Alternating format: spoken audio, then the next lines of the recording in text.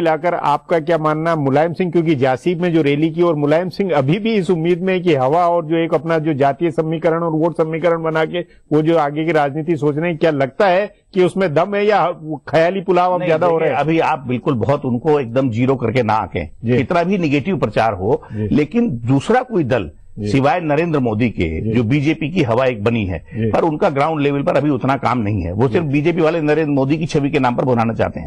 अनिल जी, बातचीत को यही समाप्त करेंगे। प्रोग्राम में आने के लिए बहुत बहुत धन्यवाद। हमारा प्रोग्राम अब यही खत्म होता है, मुझे इजाजत दीजिए। कल फिर मिलेंगे इसी चैनल पर, इसी समय।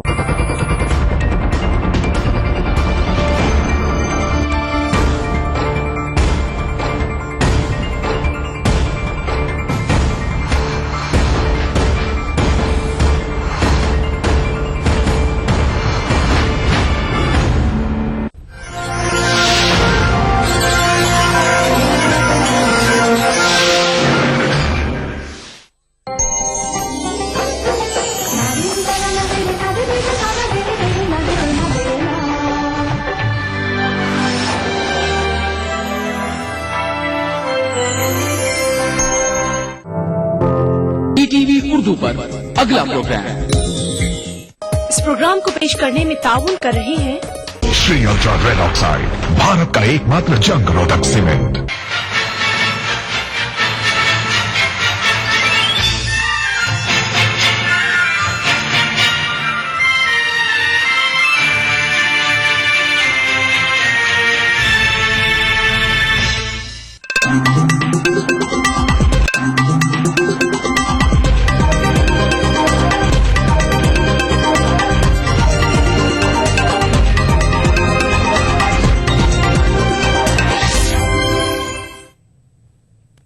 नाज़रीन आदाब, टीवी उर्दू न्यूज में आपका खैर मकदम है। आप देख रहे हैं खबरनामा। सबसे पहले नजर सुर्खियों पर। मगरबी बंगाल में इज्तिमाई इस्मत रेजी का दिलखराश वाकया, पंचायत के हुक्म पर कबायली खातून की आबरूरेजी को किया तार तार।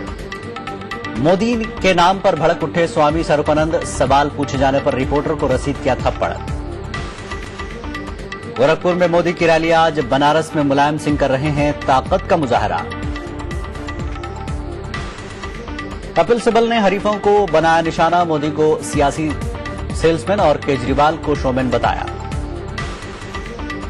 तेल अवीव में वाक़े अमरीकी सफारतखाने पर अलकायदा के हमले का खदशा, इसराइल ने 3 फिलिस्तीनी शहरियों को किया गिरफ्तार।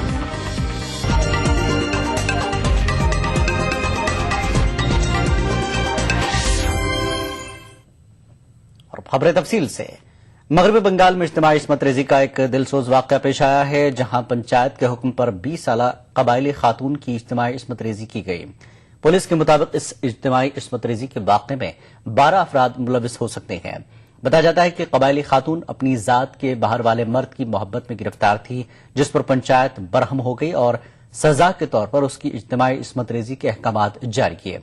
पुलिस ने इस मामले में 13 अफराद बशमूल सरपंच को गिरफ्तार किया है। सियासी हलकों में इसकी गूंज सुनाई दी। तृणमूल कांग्रेस के एमपी डेरेक ओब्रायन ने ट्वीट किया कि खातियों को बख्शा नहीं जाएगा।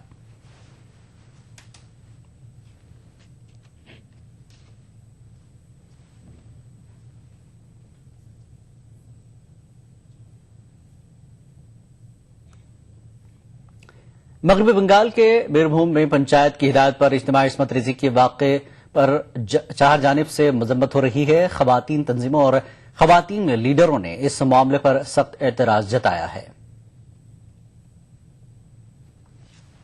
शॉकिंग घटना है, इसकी हम भरपूर शब्दों में निंदा करते हैं और हमारी तो यही डिमांड रहेगी पुलिस तुरंत सबको, जितने भी लोगों ने इस तरह का हादसा में जुड़े, सिर्फ बलात्कारी नहीं, जिन्होंने वो पंचायत की, वो सब पकड़े जाए और सही धाराओं में उनको गिरफ्तार किया जाए और केस तुरंत शुरू हो जाना चाहिए। लेकिन उसके साथ साथ लड़की को बहुत सपोर्ट चाहिए। बहुत ही दुर्भाग्यपूर्ण है कि एक युवती को पंचायत ऑर्डर देती है कि 11 लोग उसके साथ गैंगरेप करते हैं।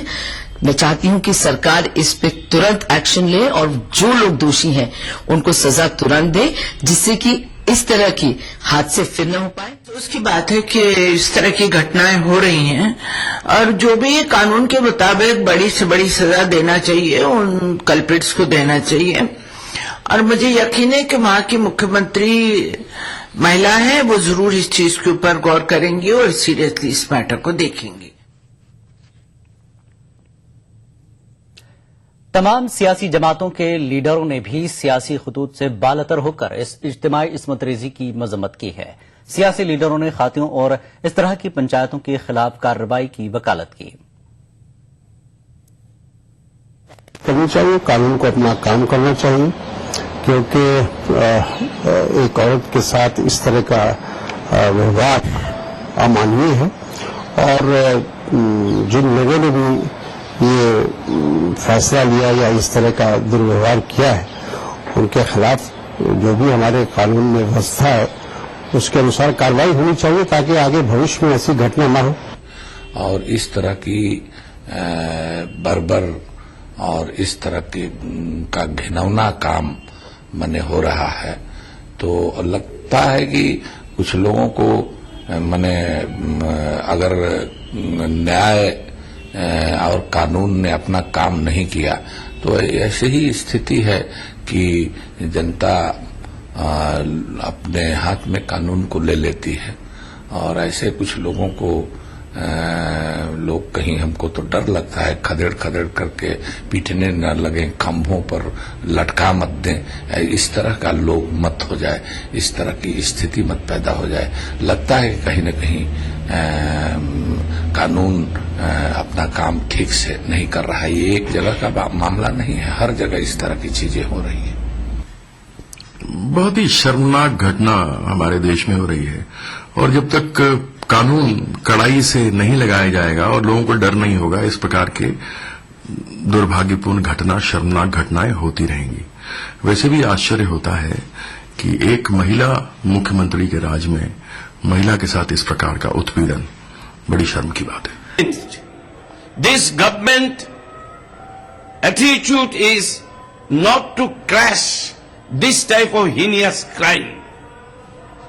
Indirectly, they are indulging of creating this type of nuisance, what is happening in Bengal, and ruining the face of Bengal in the national level. The Chief Minister is sitting idle. She is enjoying Darjeeling. BJP के वजीर आजम के उम्मीदवार नरेंद्र मोदी के नाम से लोग या तो बेहद खुश होते हैं या बेहद गुस्सा। शंकराचार्य स्वामी सर्पानंद सरस्वती के सामने नरेंद्र मोदी का जिक्र आते ही वो आग बबूला हो गए। मध्य प्रदेश के जबलपुर में एक सहाफी ने अपने सवाल के दौरान नरेंद्र मोदी का जैसे ही नाम लिया, स्वामी सर्पानंद सरस्वती ने रिपोर्टर को जोरदार थप्पड़ रसीद कर दिया। स्वामी सर्पानंद सरस्वती इलाहाबाद में लगे माघ मेले में शामिल होने के लिए जाने वाले थे। इसी दौरान जबलपुर में मोदी के बारे में पूछे गए सवाल पर स्वामी जी कुछ इस अंदाज से भड़क उठे। ये राजनीति चल रही है। हम ये चाहते हैं कि मोदी चुने जाए, प्रधानमंत्री बने, हमको कोई आपत्ति नहीं, लेकिन वो सही लोगों को, जनता को बताएं कि हम क्या चाहते हैं।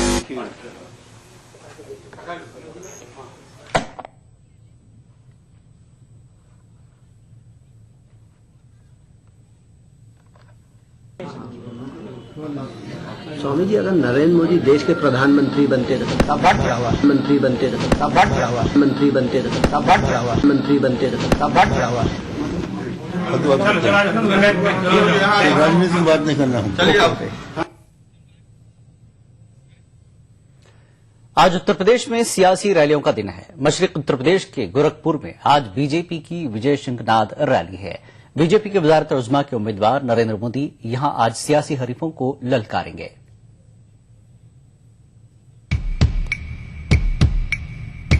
गोरखपुर में नरेंद्र मोदी के लिए स्टेज सेट है।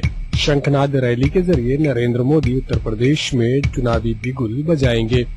बीजेपी का दावा है कि ये रियासत में नरेंद्र मोदी की अब तक की सबसे बड़ी रैली होगी। रैली के कन्वीनर और गोरखपुर से पार्टी के रुकन पार्लियामान योगी आदित्यनाथ का कहना है कि पार्टी वोटरों को रिझाने की कोशिश नहीं कर रही है, बल्कि तरक्की, सलामती और बदउनवानी जैसे मसाइल को लेकर आवाम के बीच जा रही है। देखिए, हम लोग किसी को रिझाने का या किसी को प्रलोभन देने का हम लोग ना हमारा प्रयास है ना नहीं है। हम लोग राष्ट्रवाद की राजनीति कर रहे हैं, हिंदुत्व के नाम पर, विकास के नाम पर हम जनता के बीच में जाएंगे। जिसे सुरक्षा चाहिए, जिसे समृद्धि चाहिए, और भारतीय जनता पार्टी को वोट देगा। पार्टी सभी फिरकों को रैली में आने की दावत दे रही है। पार्टी वर्करों ने अक़लियती फिरके को भी रैली में आने की दावत दी है। योगी आदित्यनाथ का इल्जाम है कि उत्तर प्रदेश की अखिलेश हुकूमत सभी फिरके को एक नजर से नहीं देखती, जिसकी वजह से बिगाड़ पैदा हो रहा है। उत्तर प्रदेश में अल्पसंख्यक और बहुसंख्यक के आधार पर समाज को, सामाजिक ताने बाने को छिन्न भिन्न करने वाली सरकार न यहाँ के लोगों के जीवन को बचा पा रही है और न जीविका को। और मुझे लगता है कि यह अनुभव गुजरात की तर्ज पर यहाँ के अल्पसंख्यकों की भी समझ में आ रही होगी, और इसलिए उन्होंने जो उत्साह दिखाया है, मैं इसके लिए उन्हें धन्यवाद देता हूँ। और हम विश्वास करते हैं कि राष्ट्रवाद की जो अलग है, ये घर घर और गांव गांव जाएगी, और केंद्र में भारतीय जनता पार्टी नेतृत्व की सरकार बनकर के हम लोग देश को विकास की उस प्रतिमान में पहुंचाएंगे जिसका सपना देश के क्रांतिकारियों ने और देश के स्वतंत्रता सेनानियों ने देखा था। मशरकी उत्तर प्रदेश में मसाइल की कमी नहीं है। गोरखपुर में हर साल इंसेफेलाइटिस से कई जानें तल्फ होती हैं। गन्ना किसानों की और आजमगढ़ के बुनकरों की अपनी अलग परेशानियां हैं। उत्तर प्रदेश में लोकसभा की कुल 80 सीटें हैं और मशरकी उत्तर प्रदेश में 13 सीटें हैं। बीजेपी की निगाहें इस बार यहां अपनी टैली में इजाफा करने पर है। Bureau report, ETV news. उधर बनारस में आज समाजवादी पार्टी की देश बचाओ देश बनाओ रैली है। मुजफ्फरनगर फसादात के बाद अखिलेश हुकूमत की अवाम में मकबूलियत का ग्राफ मुसलसल गिर रहा है। ऐसे में आइंदा इंतखाबात के बाद मरकज में बड़ा रोल निभाने का ख्वाब देख रहे मुलायम सिंह यादव पार्टी वर्करों को आम इंतखाबात के लिए तैयारी में जुट जाने की बात कह रहे हैं।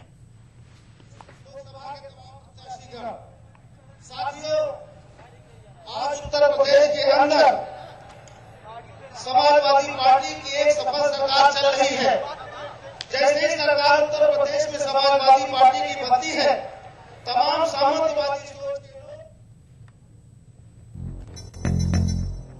बनारस में समाजवादी पार्टी की विशाल रैली है। तमाम तैयारियां पूरी हो गई हैं। नेताजी वज़ीर आला अखिलेश यादव और उनकी काबीना के कई वुज़रा आज इस रैली से खिताब करेंगे। पार्टी का दावा है कि इस रैली में लाखों की तादाद में लोग शिरकत करेंगे। रैली के पेश नजर हिफाजत के भी पुख्ता इंतजाम किए गए हैं।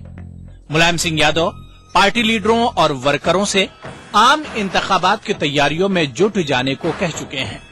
उधर रैली में शिरकत करने पहुंचे रियासती वजीर सेहत अहमद हसन का मानना है कि मुजफ्फरनगर फसादात के रोकथाम और मुतासरीन के राहत व बाज आबादकारी के लिए अखिलेश हुकूमत ने फौरी इक़दाम किए। रियासती हुकूमत ने फसादात के जिम्मेदारों के खिलाफ भी कार्रवाई की, जिसकी नजीर नहीं मिलती। उन्होंने मजीद कहा कि फसादात के रोकथाम और बाज आबादकारी के हवाले से रियासती हुकूमत पर लगाए जा रहे इल्जामात बेबुनियाद हैं। देश के अंदर ये पहला दंगा है जिसमें 400 आदमी आईपीसी के मर्डर केसेस में भेजे गए जेल। माननीय मुख्यमंत्री जी को बधाई देना चाहिए, प्रेस के भाई, इम्तियाज भाई। 400 लोग, 50,000 दंगे हुए हैं देश के अंदर, कांग्रेस के राज में, भाजपा के राज में और बहुजन समाज पार्टी के राज में। एक पे सजा नहीं हुई, न जेल गया। ये पहला मौका है कि इसमें 400 आदमी गए, दंगे को पूरी तरीके से कंट्रोल कर लिया गया। जो लोग दंगे में मारे गए हों, चाहे हिंदू हों चाहे मुसलमान हों, उनको 10 लाख रुपए दिए गए। नौजवान मुसलमान हमारी पार्टी के साथ खड़ा है। इससे जो फैलाया, ये दुष्प्रचार हो रहा है और जिस तरह से हम लोग सामना कर रहे हैं, आपसे मदद हम लोग मांग रहे हैं। पूरा प्रदेश खड़ा है। उधर आम इंतखाबात से कब्ल हो रही इस रैली में नेताजी पूर्वांचल को तोहफा दे सकते हैं। इम्कान है कि चंदौली, भदोही, गाजीपुर समेत दीगर अजला के लिए मुख्तलिफ मंसूबों का ऐलान किया जा सकता है। 1 जून 2013 में अखिलेश यादव ने चंदौली के लिए 200 करोड़ रुपए के मुख्तलिफ मंसूबों का ऐलान किया था। इसमें से 135 करोड़ के मंसूबों को हुकूमत हरी झंडी दिखा चुकी है। इसी रैली में 24 मंसूबों का संग बुनियाद रखा जाएगा। सपा की तरफ से दावा किया गया है कि तकरीबन 10 लाख लोग रैली में मुलायम सिंह यादव और अखिलेश यादव को सुनने के लिए आएंगे। अब भीड़ 10 लाख की है तो सुरक्षा के भी पुख्ता इंतजाम किए गए हैं। 3 एसपी, 10 एडिशनल एसपी, 30 थानेदार और 300 दरोगा सहित 1800 कांस्टेबल रैली की सुरक्षा में लगाए गए हैं। 12 कंपनी पीएससी, 2 कंपनी आरएएफ भी तैनात की गई है। मुख्यमंत्री यहां तकरीबन 2 घंटे रुकेंगे, 11:30 बजे आएंगे और 1:30 बजे यहां से जाएंगे। इस दौरान वो 49 परियोजनाओं का लोकार्पण भी करेंगे। सपा की ये रैली तय करेगी कि पूर्वांचल में लोकसभा चुनाव में उसका परफॉर्मेंस कैसा रहेगा। कैमरामैन पंकज सिन्हा के साथ शरद दीक्षित, ईटीवी न्यूज, वाराणसी। मरकजी वजीर कपिल सिब्बल ने एक बार फिर अपने सियासी हरीफों पर निशाना लगाया है। सिब्बल ने बीजेपी के वजारत-ए-उज़्मा के उम्मीदवार नरेंद्र मोदी को सेल्समैन और दिल्ली के वज़ीर आला अरविंद केजरीवाल को शोमैन करार दिया। सिब्बल का कहना है कि केजरीवाल हर किसी को बदउनवान पेश करने में लगे हुए हैं तो मोदी अपनी मसनूआत की तशहीर में लगे हुए हैं। सिब्बल ने कहा कि केजरीवाल को अपने अलावा सभी बदउनवान नजर आते हैं और जब अपने ही काबीना के वजीर सोमनाथ भारती पर बदउनवानी के इल्जामात लगते हैं तो वो आंखें बंद कर लेते हैं।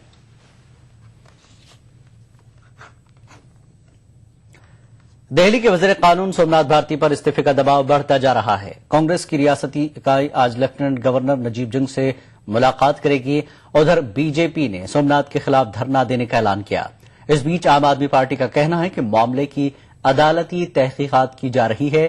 ख्याल रहे कि युगांडा की खातून ने सोमनाथ भारती की शनाख्त करते हुए बदकलामी का इल्जाम आयद किया है।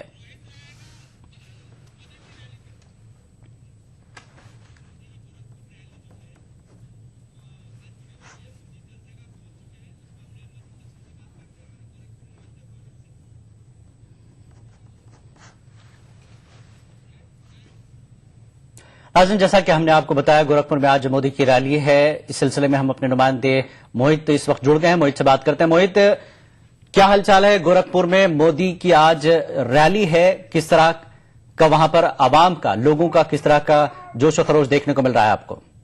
देखिए, रैली की तैयारियां लगभग पूरी हो चुकी हैं और लगभग जो प्रस्तावित समय है मोदी को आने का है वो 1:20 है रैली स्थल पे आने का। हालांकि अभी समय है लेकिन जो मैदान है लगभग आधा से अधिक भर चुका है। यहाँ पे दावत किया गया है कि 5 से 6 लाख के लगभग लोग यहाँ पे एकत्रित होंगे। तो अभी फिलहाल काफी दिनों से जो मौसम खराब था, आज मौसम भी ठीक है, धूप निकला हुआ है। तो उम्मीद यही की जा रही है कि जो भारतीय जनता पार्टी के नेताओं की तैयारियां थी और जो दावे किए जा रहे थे वो भीड़ की दृष्टि से देखते हुए हो सकता है शायद पूरा हो जाए। रही बात सुरक्षा की, तो सुरक्षा की भी काफी चौकस व्यवस्था की जाएगी। अभी हम ताजा अपडेट कर दें कि अभी चेकिंग के दौरान 2 संदिग्ध व्यक्तियों को गिरफ्तार किया गया है, जिनके बाद से 2 छोटे चाकू बरामद किए गए हैं, जिनको पुलिस ने हिरासत में लेकर लापता में भेज दिया और उनसे पूछताछ चल रही है। जी मोहित, एक चीज जानना चाहेंगे, गोरखपुर जहां तक हम जानते हैं कि वहां पर एमपी भी बीजेपी के है और ज्यादातर मेंबर असेंबली बीजेपी के है, मेयर बीजेपी का है, तो ऐसे में गोरखपुर में इतनी बड़ी रैली की बीजेपी को क्या जरूरत पेश आई जबकि वो गढ़ रहा है बीजेपी का? ये निश्चित रूप से बीजेपी का जो ये कर रहा है, लेकिन ये क्षेत्रीय रैलियां हैं और खासकर हम गोरखपुर की क्षेत्र की बात करें तो लोकसभा की 13 सीटें आती हैं। तो कहीं न कहीं ये जो रैली है इसे गोरखपुर को फोकस करके नहीं दी जा रही है। जो आसपास जो जनपद है गोरखपुर और बस्ती मंडल से जुड़े हुए क्षेत्र है, तो वहाँ पे गोरखपुर जनपद में बीजेपी काफी मजबूत रही है शुरू से, वर्षों से आसपास के जिले में मजबूत रही है। लेकिन जब लोकसभा और विधानसभा चुनाव को देखा जाए तो आसपास के जनपदों में बीजेपी का थोड़ा गिरादार हिस्सा है। समाजवादी पार्टी और बसपा के जो परंपरागत वोट जो जब से वापस के पास चले गए, तो निश्चित रूप से कहीं न कहीं जो पुराने मतदाता वाजपेयी की सरकार बनी थी तो उस तरह के जो मतदाता बाद में खिसक गए उनको एक प्रकार से फिर से जोड़ने की कोशिश है। और जो एक प्रकार से ग्लैमर बनाया गया है नरेंद्र मोदी का, तो उस ग्लैमर को यहाँ पे लाकर लोगों को एक बार उनसे जोड़ने का, नरेंद्र मोदी का आम मतदाताओं से रिश्ता जोड़ने का प्रयास करने का एक प्रयास जी। विकास पुरुष को जो भारत माता के संतान है, आप भी राब्ता हमारा रोहित शर्मा से टूट गया। जैसा कि बता रहे थे कि रैली की पूरी तरह से तैयारी है। कुछ लोगों को गिरफ्तार किया गया, जैसा कि हमारे रिपोर्टर ने बताया कि चाकू वहां पर बरामद हुआ है कुछ लोगों के पास से, और सख्त सिक्योरिटी के इंतजाम किए गए। गोरखपुर वैसे बताया गया कि ये बीजेपी का गढ़ है, वहां पर योगी आदित्यनाथ जैसा कि एमपी हैं और एक एमपी वहां पर हैं, मेयर वहां पर बीजेपी का है। तो ऐसे में वहां पर यह कोशिश की जा रही है कि जो परसेंटेज वोट का है उसमें कुछ माइनॉरिटीज को भी जोड़ने की कोशिश की जा रही है पूरे उत्तर प्रदेश से। उत्तर प्रदेश में जिस तरह से एमपी की हमारे रिपोर्टर ने बताया जो सीटें हैं वो तमाम की तमाम सीटें बीजेपी अब हासिल करने के मूड में है, क्योंकि दिल्ली की कुर्सी का रास्ता उत्तर प्रदेश से होकर जाता है। 80 सीटें लोकसभा की उत्तर प्रदेश में वहां पर है। बीजेपी की नजर उत्तर प्रदेश पे गहरी है, क्योंकि वहां पर मुकाबला सिर्फ कांग्रेस के अलावा समाजवादी पार्टी और बहुजन समाज पार्टी से भी बीजेपी को रहेगा। और आगे बढ़ते, दिल्ली की खवातीन कमीशन ने वज़ीर कानून सोमनाथ भारती को जुमे से कबल कमीशन के रूबरू हाजिर होने की हिदायत दी है। बसूरत दीगर भारती के खिलाफ एफआईआर दर्ज करने का इंतबा दिया है। दूसरी जानब सोमनाथ भारती का कहना है कि उन्हें दिल्ली खवातीन कमीशन की तरफ से कोई समन मौसूल नहीं हुआ है।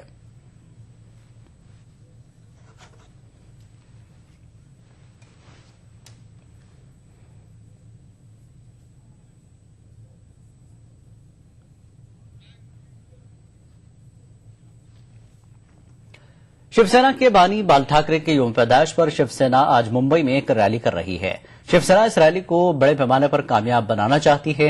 सियासी मुबस्सिरीन के मुताबिक इस रैली का मकसद बीजेपी के वज़ारत-ए-उज़्मा के उम्मीदवार नरेंद्र मोदी को अपनी ताकत का एहसास कराना है। काबिल गौर बात है कि पिछले दिनों नरेंद्र मोदी की रैली में बीजेपी ने शिवसेना लीडरों को मद्दू नहीं किया था।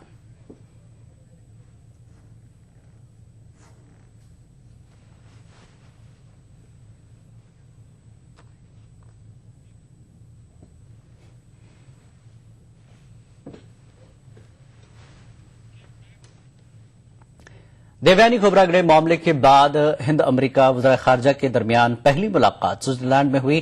मुलाकात के दौरान सलमान खुर्शीद ने देवयानी खोबरागड़े का मामला उठाया और खोबरागड़े की मुलाजिमा के अहले खाना को ट्रैफिकिंग वीजा जारी किए जाने पर तशवीश का इजहार किया। दोनों लीडरों ने हालिया दिनों रिश्तों में आए दराई तुर्शी को भुलाकर बाहमी ताल्लुकात बहाल करने के अज़्म का इजहार भी किया।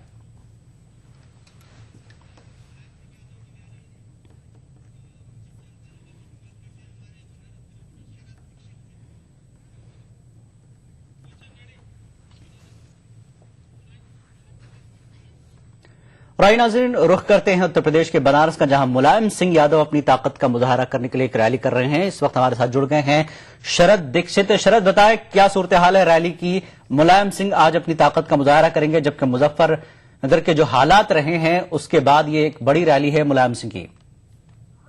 बिल्कुल, ये मुलायम सिंह यादव और अखिलेश यादव की एक बड़ी रैली है।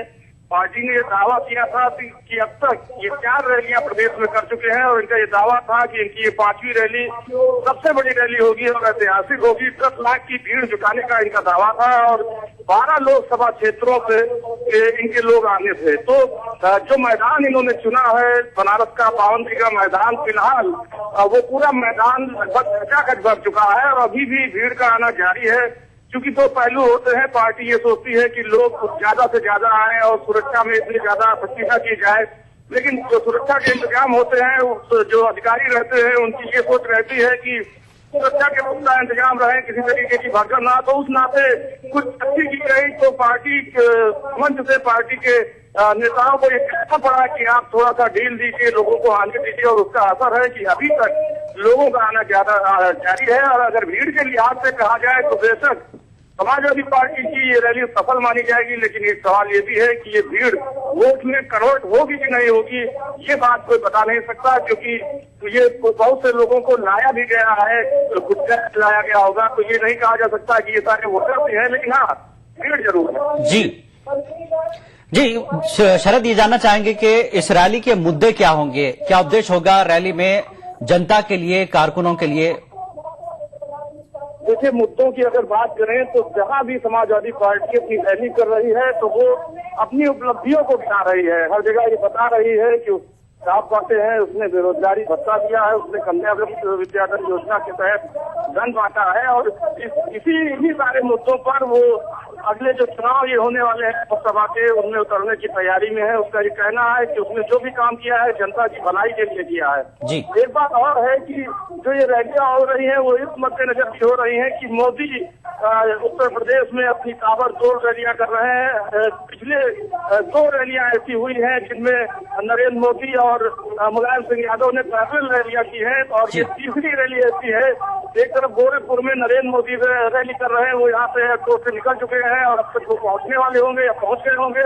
दूसरी तरफ मुलायम सिंह यादव यहाँ बनारस में रैली कर रहे हैं। तो रैलियों की एक दो आजमाइश भी चल रही है, और ये जो रैलियां हो रही हैं वो निश्चित रूप से नरेंद्र मोदी का जो प्रभाव है उत्तर प्रदेश में उसको कम करने के लिए, उसको जवाब देने के लिए सपा की तरफ से आयोजित की जा रही है। और जितनी भी रैलियां हो रही हैं पैदल में, वो सारी रैलियों में कहा जा रहा है कि ऐतिहासिक रैली है, और इसलिए कहा जा रहा है ताकि, क्योंकि उस तरफ जब रैली होती है नरेंद्र मोदी रैली करते हैं तो भाजपा की तरफ से कहा जाता है कि एक ऐतिहासिक रैली है और इसमें सबसे ज्यादा भीड़ इकट्ठा होगी। उसी तरीके से पैरेलल में जब सपा रैली करती है तो वो भी कहती है कि एक ऐतिहासिक रैली है और इसमें सबसे ज्यादा लोग इकट्ठा होंगे। तो दोनों ही पार्टियां, उधर गोरखपुर में नरेंद्र मोदी और इधर बनारस में मुलायम सिंह यादव, दोनों ही लोग इतिहास अपने अपने नजरिए से ऐतिहासिक रैली कर रहे हैं। जी शरद, ये माना जाए कि ये मुलायम वर्सेस मोदी रैली रहेगी?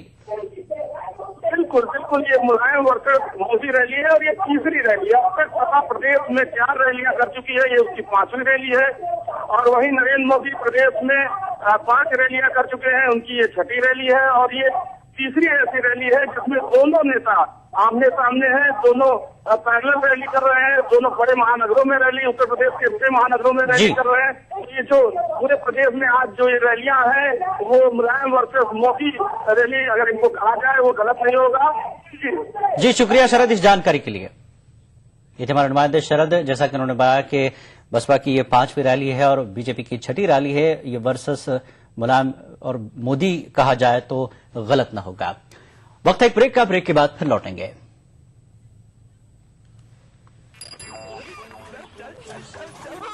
अस्पताल फोन लगा, डॉक्टर साहब को खबर तो कर दे। ये लो। अरे मोबाइल कहाँ है? मोबाइल यहाँ। चल छोड़, पक्की सड़क पकड़ ले। अरे अरे संभल के। अरे पक्की सड़क कहाँ गई? कौन सी पक्की सड़क बापू? हाँ? चल मुन्ना, स्कूल आ गया। पक्का स्कूल कहाँ गया? अरे अरे रुक, ये स्कूल थोड़ी ना है। स्कूल ही तो है। बहकी बहकी बातें कर रहे हैं बाबूजी, अस्पताल में दिखा लेते हैं। अरे अब्दुल, ये बोरिया बिस्तर लेके तुम सब कहाँ चल दिए? शहर ताऊ, और कहाँ? पेट भी तो पालना है। अरे वो तालाब खींचने का काम तो तुम्हें मिला है ना मनरेगा से। मनरेगा? हाँ। वो क्या? हाँ, चल बेटा, आगे अस्पताल पे रोक ले। रुक रुक रुक रुक रुक। अरे लल्लन भैया, यहाँ अस्पताल था, वो कहाँ गया? क्या चाचा, अस्पताल जाना है तो शहर में जाओ। बाबूजी, बाबूजी चलना नहीं क्या अस्पताल? हाँ हाँ हाँ, अस्पताल, पक्की सड़कें, पक्के स्कूल, मनरेगा और कितना कुछ। इन 10 साल में जिंदगी कितनी बदल गई है, और ये सब जिंदगी का हिस्सा बन गया है, जैसे सदियों से सब कुछ ऐसा ही था। भारत निर्माण का यही प्रमाण। जन जन को छुआ, जन जीवन नेशनल बॉल पेंटिंग के फाइनल मुकाबले में लकी, पप्पू और छुटकाऊ ने हिस्सा लिया। जहां लकी ने चौक मिट्टी, पप्पू ने पीओपी, वहीं छुटकाऊ ने जेके वॉल पुट्टी का बेस बनाया और कम पेंट का इस्तेमाल करते हुए दीवार को सबसे स्मूथ और खूबसूरत फिनिश दिया और ये प्रतियोगिता जीत। व्हाइट सीमेंट वाली JK wall putty is the best. सीलन से भी पपड़ी का कोई चांस नहीं होता, दीवारें बोल उठेंगी। वो सुबह कभी तो आएगी। गरीबों को, अमीर लोगों को, हर जात के लोगों को मुफ्त दवाई। कार एक्सीडेंट में कार में बैठने वाला व्यक्ति इंश्योरेंस का हकदार बन जाता है, तो हम क्यों न अस्पताल के हर बेड का इंश्योरेंस करें? उस बेड पर जो आया वो इंश्योरेंस का हकदार बन जाए। आपने सुनी नेताओं की आवाज, हम सुनना चाहते हैं आपकी आवाज। स्वास्थ्य सेवाएं सुधारने के लिए आज ही अपने आइडियाज भेजें। Change India, an agenda for the next PM।